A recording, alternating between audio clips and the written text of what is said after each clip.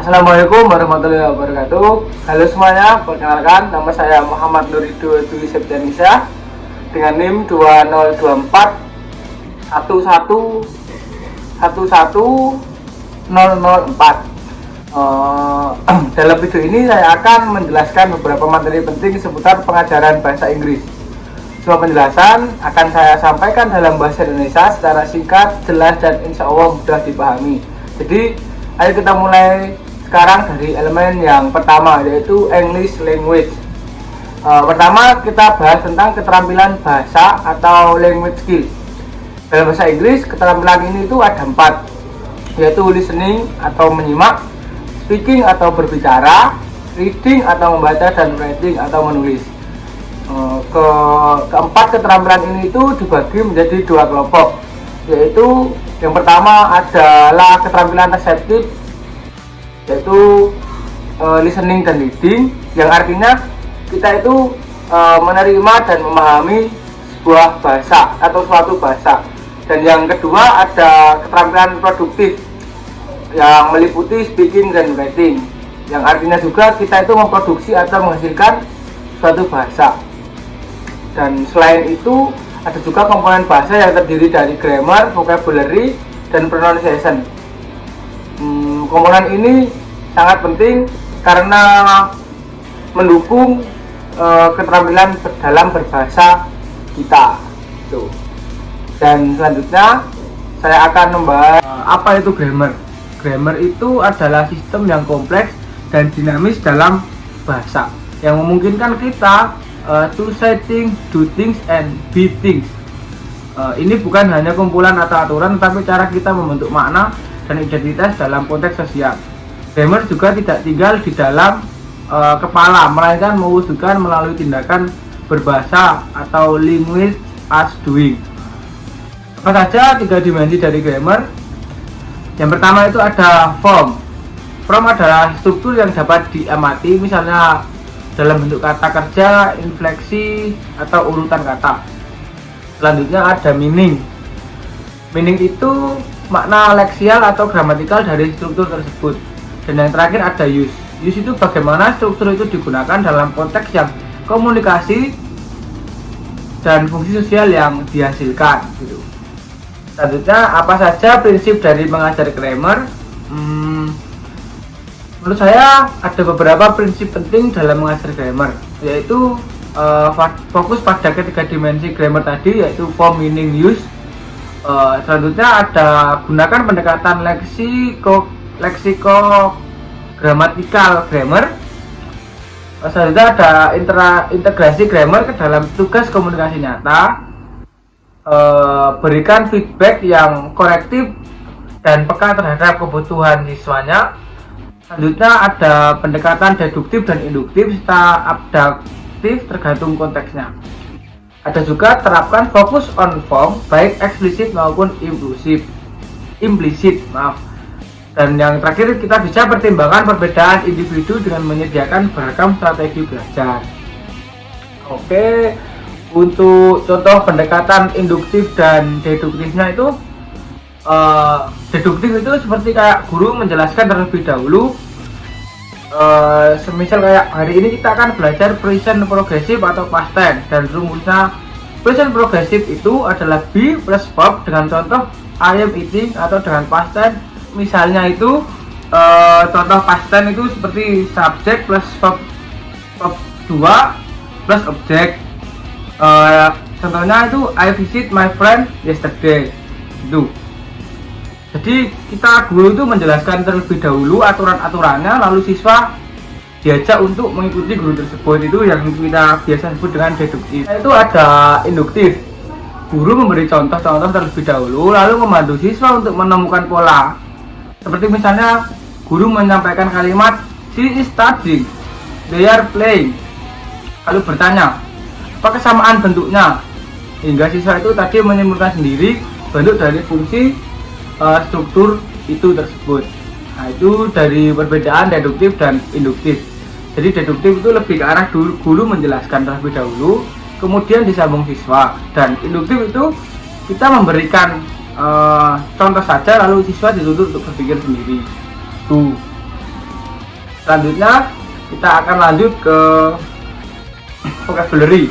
Apa itu vocabulary? Vocabulary adalah suatu kumpulan unit leksial yang digunakan untuk membangun makna dalam komunikasi. Dalam vocabulary itu mencakup kata, frasa, kolokasi, dan ekspresi idiomatis. Bukan hanya daftar kata, tetapi entitas dinamis yang terkait dengan konteks, struktur, dan makna. Untuk dimensi dari vocabulary, ada beberapa dimensi dalam dimensi dari vocabulary dalam pendekatan terkininya. Yang pertama itu ada leksikal dan gramatikal yang saling terkait atau leksikogramer. Yang kedua ada vocabulary yang mencakup makna, kolokasi, register, fungsi dan kalimat serta konotasi sosial dan budaya. Dan kita akan lanjut apa saja prinsip yang kita bisa pelajari untuk dalam mengajar vocabulary. Yang pertama itu ada sediakan waktu khusus untuk mempelajari kosakata secara eksplisit. Ajak siswa mengajari kosakata dalam konteks autentik. Gunakan data, korpus, dan teknik seperti concordensing untuk melihat kata dalam konteks nyata. Gunakan pengajaran spontan saat kata baru muncul dalam aktivitas kelas. Ajarkan strategi seperti menebak konteks, afiks, kolokasi, dan lain-lain. Serta dorong penggunaan notebook atau kosakata dalam praktik pengulangan yang terjadwal. Oke, kita akan lanjut di bagian pronunciation. Apa itu pronunciation? Meskipun tidak dibahas secara jelas di dalam buku yang sudah dosen saya yaitu Mr. Jeffrey Ali Saipul PhD, di sana pronunciation itu mengacu pada cara bunyi yang dihasilkan dan diproses dalam bahasa lisan, seperti intonasi, segmentasi, dan artikulasi bunyi. Pronunciation juga penting untuk kemampuan berkomunikasi secara lisan dan pemahaman pendengaran dalam konteks yang nyata. Adapun pronunciation dan enunciation. Sedangkan enunciation itu lebih cara kita ngomongnya itu terlihat artikulasinya itu jelas atau tidak, itu saja. Perbedaannya, pronunciation itu lebih ke arah pelafalan. Ini berkaitan dengan bagaimana bunyi kita diucapkan secara benar menurut aturan bahasa, dan fokusnya itu pada bunyi vokal dan konsonan. Itu yang membuat jelas dari pronunciation atau intonasi dan ritmenya. Contoh katanya itu seperti comfortable, sering salah diucapkan sebagai comfortable. Nah, padahal dalam praktik umum diucapkan comfortable kayak gitu. Itu namanya pronunciation. Sedangkan untuk enunciation itu kejelasan artikulasi atau artikulasi yang baik. Ini merujuk pada beberapa jelas dan tegas cara mengucapkan seseorang mengucapkan kata-kata tersebut. Dan enunciation ini berfokus pada kejelasan setiap suku kata dan tidak bergumam atau menelan kata, serta kecepatan bicara yang wajar. Contohnya itu kayak semisal kamu atau kita tuh bisa pronounce kata Februari dengan benar, tapi jika kamu atau kalian mengucapkannya terlalu cepat atau tidak jelas, maka enunciation-nya itu terlihat sangat buruk. Seperti itu teman-teman. Lanjut, apa itu intelligibility? Nah, intelligibility ini adalah satu tingkat sejauh mana ucapan seseorang itu dapat dipahami oleh pendengar dalam konteks pengajaran bahasa. Ini berarti apakah seorang pendengar itu bisa menangkap dan mengerti apa yang kita katakan, meskipun pengucapannya tidak sempurna dan memiliki aksen yang asing atau berbeda dari yang biasa kita dengar gitu. Untuk ciri-ciri intelligibility adalah bukan soal aksen yang sempurnanya itu bukan, tetapi apakah maknanya itu bisa tersampaikan gitu. Yang kedua itu ada dipengaruhi oleh pronunciation, enunciation, dan kecepatan bicara dalam intonasinya. Serta fokus utama dari intelligibility ini adalah komunikasi yang berhasil. Apakah lawan bicara Anda itu mengerti dan paham apa yang Anda bicarakan. Seperti contoh, seorang pelajar mungkin mengucapkan vegetable sebagai vegetable, bukan vegetable. Tapi jika pendengar itu tetap mengerti maksudnya, maka ucapannya tetap intelligibility. Dalam pengajaran bahasa Inggrisnya pun, intelligibility ini sering dijadikan target utama untuk lebih realistis lagi dan komunikatif dibanding menuntut pelafalan seperti penutur aslinya. Itu dimension of pronunciation. Dimensi pronunciation itu adalah istilah-istilah kunci dari dimensi of pronunciation ke dalam bahasa Indonesia, seperti segmental features atau fitur segmental, bunyi individu seperti vokal dan konsonan, termasuk bunyi yang membedakan makna, misalnya I or B, gitu. Yang selanjutnya ada suppress mental feature atau prasadi.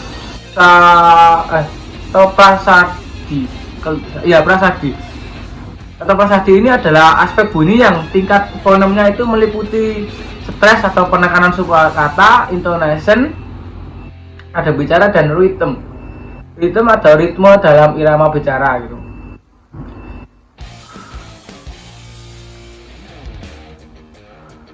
Dan selanjutnya itu intelligibility, atau sejauh mana ucapan Anda dapat dimengerti secara jelas oleh pendengar. Selanjutnya juga ada compressibility, kemudahan pemahaman, tingkat beberapa mudah pesan lisan Anda itu mudah disampaikan kepada secara keseluruhan, termasuk dari struktur, intonasi, dan kecepatan. Dan selanjutnya ada accentedness atau keteraksenan, jika seberapa jauh cara Anda itu bicara terdengar berbeda dari penutur asli, lebih ke persepsi sosial, bukan soal benar dan salahnya gitu. How to teach pronunciation, mungkin kita bisa bangun dari kesadaran diri kita tersendiri gitu ya.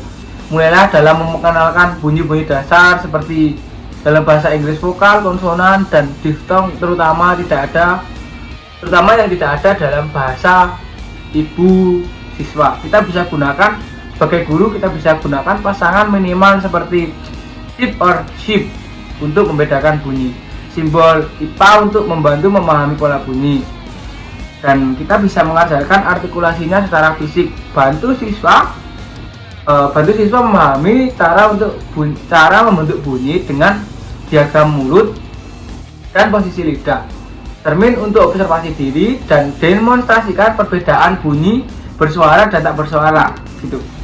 Ini akan membantu siswa mememori otot untuk memproduksi bunyinya gitu. Dan selanjutnya kita sebagai seorang guru bisa fokus pada suprasegmental atau ajarkan intonasi, penekanan, ritme, dan ucapan yang terhubung dan terpenting dalam kealamian dalam berbicara gitu. Selanjutnya ada penggunaan latihan kontekstual. Terapkan latihan pronunciation ini dalam konteks yang nyata. Shadowing, meniru siswa rekaman secara serempak, menyuruh siswa untuk rekaman secara serempak gitu. Peran ada dialog aktif dan pasifnya kita sebagai orang guru lewat lagu, puisi, dan permainan untuk lidah yang fluensi dan kesenangannya gitu. Berikan feedback juga untuk siswa dengan lebih dari pemantauan diri tersebut. Tujuannya itu bukan terdengar seperti penutur asli, tapi agar mudah dipahami, fokus pada bunyi atau aspek yang paling memengaruhi komunikasi. Selanjutnya ada teaching listening. Teaching listening mengenai fungsi komunikatif ajarannya itu siswa mampu memahami tujuan dari sebuah aturan seperti memberikan saran, memberikan bantuan, menyindir atau menyapa berdasarkan konteks sosial dan situasi. Itu yang pertama adalah mengenai fungsi komunikatif ujarannya terlebih dahulu. Yang kedua adalah menyimpulkan situasi, tujuan, dan identitas peserta. Siswa dapat menggunakan pengetahuan di dunia nyata untuk menebak siapa yang berbicara, dalam konteks apa, dan maksud apa dari tujuannya tersebut. Yang ketiga adalah memprediksi hasil dari hubungan antar gagasan. Siswa itu dapat memperkirakan apa yang akan terjadi selanjutnya atau bagaimana ide-ide dalam tuturan itu saling berhubungan secara logis. Itu salah satu contoh dari what a macro skill of teaching listening. Dan selanjutnya itu ada membedakan makna harfiah yang tersirat. Jadi siswa dapat memahami perbedaan antara makna yang diungkapkan secara langsung dan makna yang diisyaratkan seperti sindiran atau ironi.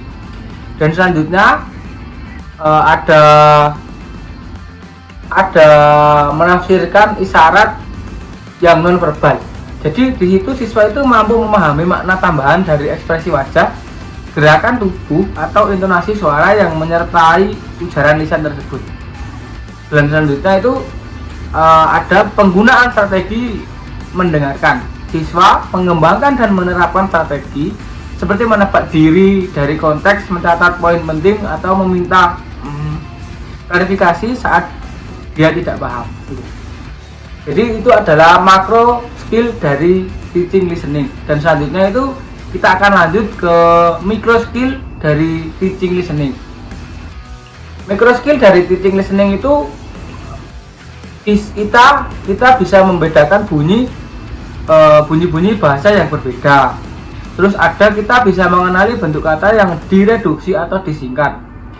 Terus ada juga kita bisa menangkap tekanan kata, intonasi, serta pola ritme yang telah disampaikan. Dan selanjutnya itu ada juga menentukan batas kata dalam aliran ujaran yang disampaikan dalam listening tersebut. Kita juga bisa menyimpan potongan bahasa dalam memori jangka pendek untuk memahami kalimat panjang atau instruksi yang kompleks. Dan yang keenam itu kita itu juga bisa mengenali kelas kata dan struktur gramatikal dari listening tersebut yang kita dengarkan tadi. Oke, kita lanjut ke what are types of classroom in teaching listening performance. Tentu saja yang pertama itu ada listening reaktif. Listening reaktif itu siswa mendengarkan dan mengulang apa yang dia dengar, seringkali dari guru atau rekaman. Itu contohnya kayak seperti guru mengatakan good afternoon everybody, terus siswa mengulang good afternoon mister, kayak gitu, seperti itu. Dan yang kedua itu ada listening intensif. Listening intensif ini itu berfokus pada pembedaan bunyi, kata atau bentuk gramatikal tertentu. Contohnya itu menyimak perbedaan sheep or sheep atau kita bisa mendengarkan bentuk verb tenses-nya itu berbeda dalam kalimat gitu. Baik, selanjutnya itu ada listening responsif. Listening responsif di sini itu merupakan listening yang membuat siswa mendengarkan ujarannya secara pendek dan memberikan respon langsung. Contohnya, guru bertanya, "How are you today?" Dan siswa pasti menjawab, "I'm fine, thank you, I'm fine, and you." Gitu. Itu adalah listening responsif. Jadi terjadi hubungan timbal balik yang cukup responsif dari seorang guru dan siswa itu tadi. Selanjutnya ada listening selektif. Listening selektif ini siswa mendengarkan teks yang lebih panjang untuk mencari informasi tertentu. Contohnya mendengarkan laporan cuaca untuk mencatat suhu atau kondisi hujan, seperti kayak gitu misalnya. Dan selanjutnya itu ada listening ekstensif. Listening ekstensif di sini itu menyimak wacana panjang untuk pemahaman umum atau hiburan. Contohnya menyimak cerita pendek, podcast atau siaran berita tanpa berfokus pada setiap detail. Selanjutnya ada listening interaktif. Listening interaktif itu terjadi pada saat siswa berpartisipasi dalam percakapan dua arah. Jadi kita make conversation, siswa sama siswa atau guru sama siswa gitu. Dan di sini itu terjadi listening dan speaking itu bisa bersamaan gitu. Contohnya diskusi kelompok, wawancara atau kerja berpasangan gitu tadi ya. Oke, itu saja untuk teaching listeningnya. Sekarang kita akan lanjut ke teaching speaking. Macro skill of teaching speaking. makro keterampilan berbicara yang mencakup kemampuan komunikatif tingkat tinggi yang dibutuhkan untuk berbicara secara efektif dalam konteks sosial dan fungsional. Ini berdasarkan Brown 2004. Berikut adalah beberapa contohnya, yaitu yang pertama adalah melaksanakan fungsi komunikatif secara tepat, dan sesuai dengan situasi, tujuan, serta dengan lawan bicaranya tersebut. Yang kedua adalah menggunakan gaya bahasa, register, dan konvensi pragmatik yang sesuai, seperti kayak misalnya kita menyela, memberi giliran bicara, atau kita menyanggahnya gitu. Dan yang ketiga adalah menyampaikan hubungan antar ide, seperti ide utama dengan ide tambahan, seperti informasi baru dan informasi lama. Yang selanjutnya keempat itu adalah menggunakan isyarat nonverbal seperti ekspresi wajah, gerakan tubuh, dan kontak mata, kayak kita sekarang kayak gini. Oke, yang selanjutnya ada mengembangkan strategi berbicara seperti menekankan kata kunci, parafrase, atau meminta klarifikasi. Dan selanjutnya kita akan masuk ke micro skill of teaching speaking. Micro skill of teaching speaking ini adalah keterampilan berbicara yang berfokus pada unsur-unsur kecil bahasa lisan yang membentuk suatu kelancaran dan akurasi dari kita sendiri. Contohnya, kita bisa menghasilkan perbedaan bunyi fonem, menggunakan pola tekanan, intonasi, ritme yang tepat, menggunakan bentuk kata yang direduksi, menggunakan kata atau kelas kata dan struktur gramatikal yang secara akurat. Kita menggunakan perangkat kohensif dalam wawancara lisan, mengontrol ketepatan bicara, dan menggunakan strategi seperti jeda, pengulangan, atau koreksi diri. Untuk selanjutnya ada types of classroom speaking performance, mengidentifikasi 6 jenis performa berbicara di kelas menurut Brown 2001, maaf. Yang pertama itu ada imitatif, yaitu keadaan di mana siswa meniru ucapan guru atau rekaman untuk melatih pelafalan dan intonasinya. Yang kedua ada intensif, berfokus pada bentuk bahasa seperti struktur gramatikal atau minimal pairs. Yang ketiga ada responsif. Responsif ini adalah memberi respon singkat terhadap pertanyaan atau pernyataan yang seperti saya sebutkan tadi. Selanjutnya ada transaksional atau dialog, yaitu percakapan untuk menyampaikan informasi seperti wawancara atau negosiasi. Dan yang keenam itu ada ekstensif atau monolog. Jadi ekstensif atau monolog ini itu adalah berbicara panjang seperti presentasi, pidato, atau storytelling. Bahkan kita bisa bercerita seperti saya membuat video seperti ini gitu. Oke, baik. Untuk selanjutnya kita akan lanjut ke teaching reading. Macro skill of teaching reading. Macro skill dari teaching reading adalah sebuah keterampilan membaca dalam kemampuan dan tingkat tinggi yang dibutuhkan untuk memahami teks secara utuh dan bermakna berdasarkan Brown 2004. Keterampilan ini juga mencakup seperti pengidentifikasian ide utama dalam teks, penafsiran makna tersirat dalam teks yang eksplisit, membuat intervensi dari informasi yang tersedia, membedakan fakta dan opini, ada juga menghubungkan informasi antar bagian teks, koherensi dan kohesinya, serta menganalisis struktur wacana dan tujuan dari penulis tersebut. Itu adalah beberapa macro skill of teaching reading. Makro ini juga berfokus pada pemahaman global dan interpretasi teks secara menyeluruh. Dan selanjutnya ini ada macro skill of teaching reading. Macro skill of teaching reading adalah keterampilan kecil dan teknis yang mendukung pemahaman pembaca menurut Brown 2004. Micro skill ini meliputi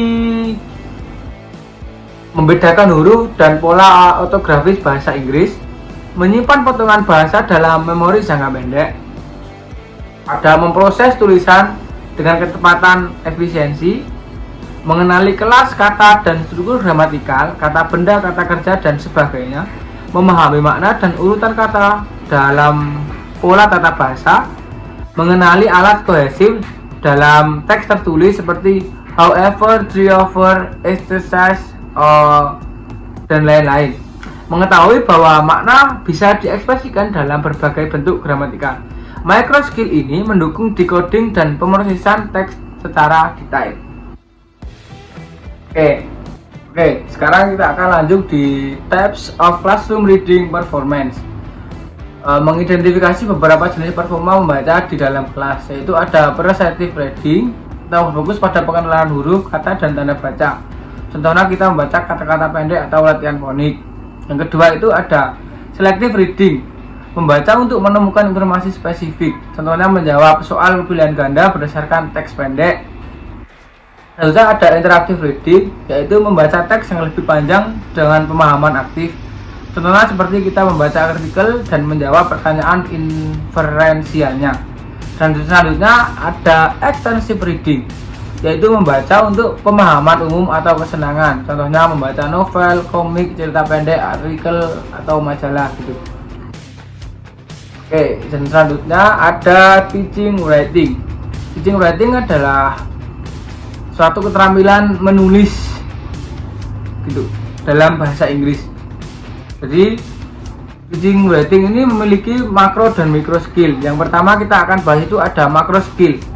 Makro di sini adalah keterampilan menulis yang mencakup kemampuan tingkat tinggi yang dibutuhkan untuk menghasilkan tulisan yang komunikatif dan bermakna.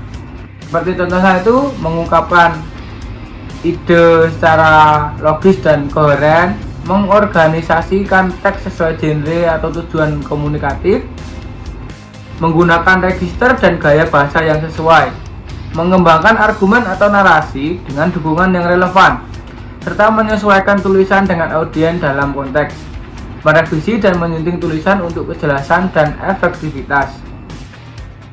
Makro skill ini berfokus pada isi, struktur, dan tujuan komunikasi dalam tulisan. Selanjutnya ada micro skill of teaching writing, yaitu keterampilan menulis, kemampuan teknis dan linguistik untuk mendukung produksi tulisan yang akurat. Contohnya menggunakan tata bahasa yang terstruktur dan kalimat yang benar, menggunakan tanda baca dan ejaan yang tepat. Terus ada penggunaan perangkat kohesif, serta pengekspresian makna dalam berbagai bentuk gramatikal. Ada juga penggunaan kosakata yang sesuai dan bervariasi, dan membentuk paragraf yang kohesif dan koheren. Menghindari pengulangan atau ambiguitas yang tidak perlu. Micro skill ini mendukung akurasi dan kejelasan dalam penulisan.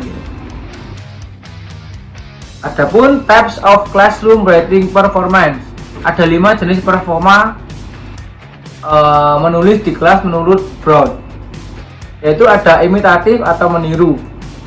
Kita akan menyalin huruf, kata, atau kalimat untuk melatih bentuk tulisan dan ejaan kita. Dan selanjutnya ada controlled atau terkontrol, menulis dengan batasan tertentu seperti melengkapi kalimat atau mengisi bagian yang kosong. Selanjutnya ada guided atau terbimbing. Jadi kita menulis berdasarkan petunjuk atau kerangka yang diberikan guru, misalnya menulis surat berdasarkan format dan yang sudah ditentukan oleh guru tersebut. Selanjutnya ada free writing. Free writing merupakan menulis secara mandiri dan kreatif, seperti kita menulis esai, cerita pendek, atau refleksi pribadi. Dan yang kelima atau yang terakhir kita ada display writing. Display writing ini adalah menulis untuk tujuan akademik atau formal seperti laporan, artikel, atau karya ilmiah lainnya. Itu tadi penjelasan yang dapat saya sampaikan tentang elemen-elemen penting dalam pelajaran bahasa Inggris. Terima kasih sudah menonton video saya. Semoga video ini bermanfaat dan berguna untuk Anda semua. Dan terima kasih. Wassalamualaikum warahmatullahi wabarakatuh.